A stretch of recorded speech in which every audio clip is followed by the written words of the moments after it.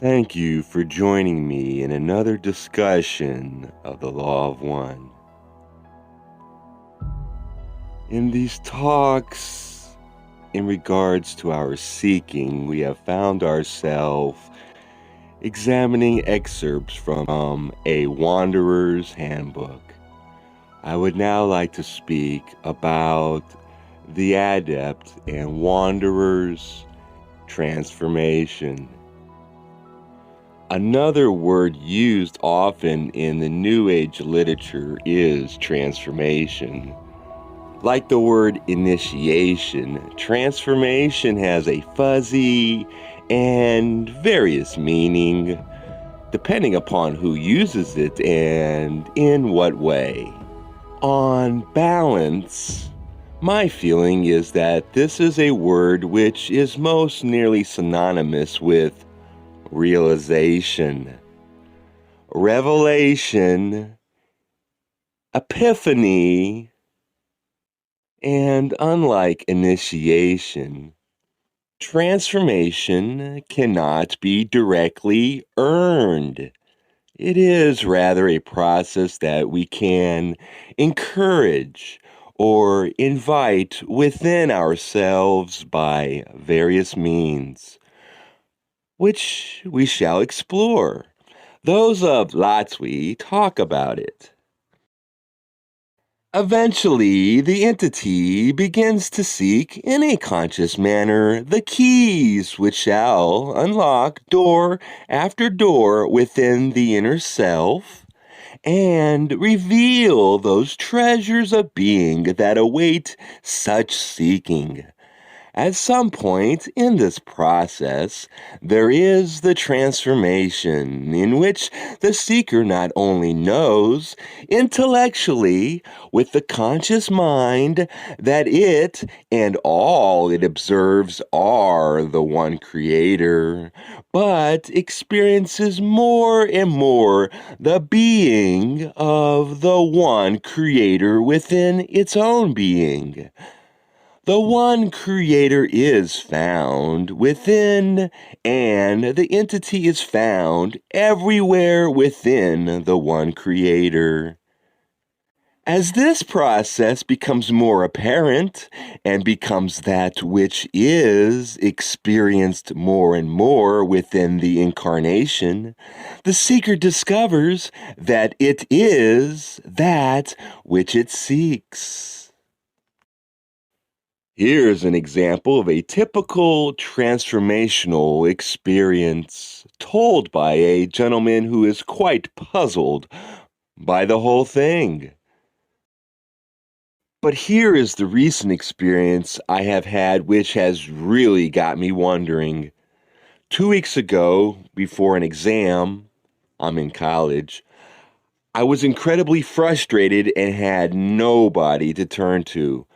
I wondered if there really was a God and if I was all alone. At that moment, a feeling of which I have never come close to experiencing before filled my body. It was one of pure love, the purest love I have ever felt, and it chokes me up now even to speak about it. I also felt this presence in the room like it was sitting right next to me, consoling me. From that point on, all of my frustration and stress simply disappeared, and I felt better than I have ever felt in my life. Those of Hatan focus on this quality of experience. We would encourage all of your race to be more attentive to the signs that surround you. For as the light shines from out of the east and covers all of the land in a gradual transformation of darkness into lightness, so also, my sisters and brothers, does the transformation come. What does it take to encourage this process within the self? One asset is a generous amount of patience. Of course, seekers wish to help along the process of transformation, but if the seeker can pull the point of view back far enough to gaze upon the conscious self living through the confusion of change, which has been put in motion because of purified desire, this seeker may see that once the desire is honed and tempered, then there comes the time of faithful patience. Another aid is the ability to surrender one's resistance to change. Within this transformation lies a tremendous degree of surrender, and because this surrendering feels like dying, the path of the seeker is often perceived by the self as difficult, painful, and awkward. However, we encourage each to consider that there is a natural tendency to resist change. Within each cell of the body and brain, there is a tendency towards holding on to the status quo. The spiritually directed life lacks not in joy. However, it does increase suffering as it increases the rate of change within the entity. Given that this process of inner work is needed, meditation seems a natural concomitant aid. We cannot urge enough that meditation be done on a daily basis. We do not suggest judging the excellence of the individual meditations or even attaching great importance to the time therein spent. When the desire is ripe within one, that attention will be there, and that progress will be made. However, without the disciplines of the daily meditations, if only for a few minutes, the season of each pilgrim's own transformation may well pass unnoticed, lost in the hurry and scurry of daily activities. How will this process impinge on the deep mind? Or how will the deep mind move into this process? Many use the trunk and roots of mind as if that portion of mind were a badly used, prostituted entity. Then this entity gains from this great storehouse that which is rough, prostituted, and without great virtue. Those who turn to the deep mind, seeing it in the guise of the maiden, go forth to court it. The courtship has nothing of plunder in its semblance and may be protracted. Yet the treasure gained by such careful courtship is great. The right hand and left hand transformations of the mind may be seen to differ by the attitude of the conscious mind towards its own resources as well as the resources of other selves.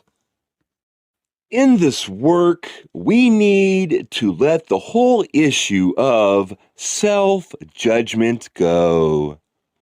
To begin to be able to make the transformation, one must first begin to allow the judgment of the self concerning the self to fade away and become unimportant. For there is no possibility of accurate judgment of the self by the self. It is well to examine the life as much as is possible, but only in that it enables one to see into the uppermost layers of selfhood. Certainly, this is valuable. However, it does not make you a judge.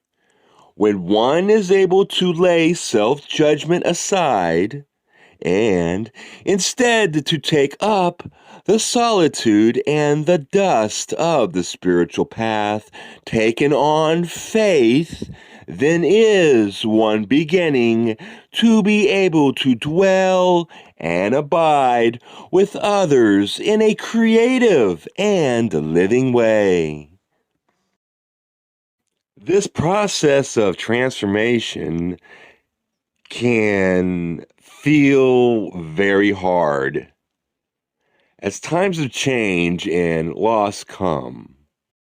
To the extent that you can cooperate with these energies of transformation, then to this extent, the discomfort may not breed fear. You can look at the suffering and say, I must be changing pretty well. But if you need the fear, allow it. There is nothing wrong with protecting your delicate and sensitive inner self. It is possible to allow this fear and then try just a little less fear and then a little less and move slowly, supporting the self, not discouraging the self by railing against the lack of courage or railing against destiny for the discomfort which change brings. Although we wanderers love to delve into the subtle shadows, the everyday experiences will bring to us all we need for this process of transformation to have its fuel. All things in manifestation may be seen in one way or another to be offering themselves in order that transformations may take place upon the level appropriate to the action. There is one process of transformation that is very special. It has to do with the gradual awareness of all of us for each other as members of a spiritual family. Usually, these transformative processes begin by sensing those who are most spiritually akin to one. The promise of this transformative process is the beginning of the formation of the fourth density positive social memory complex on Earth. One who perceives these networks of kinship has managed to begin the linking of all the species.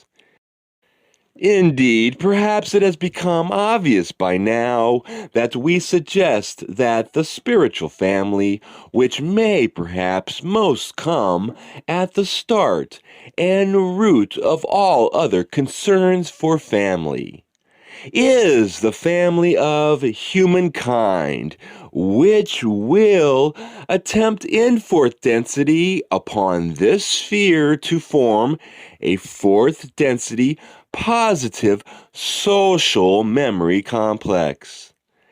Each connection made lovingly and freely, being manifested draws closer to an entity the realizations of honest kinship, which can only be felt by first extending kinship. The leap of faith, as this instrument has it in her mind, is always necessary, for any transformation of thought is preceded by a desire to know, which precipitates the use of will at some point. Change is painful, and one who seeks to know his or her spiritual family shall endure the pain of each family member's miseries, for it is so that all who are conscious of the self suffer.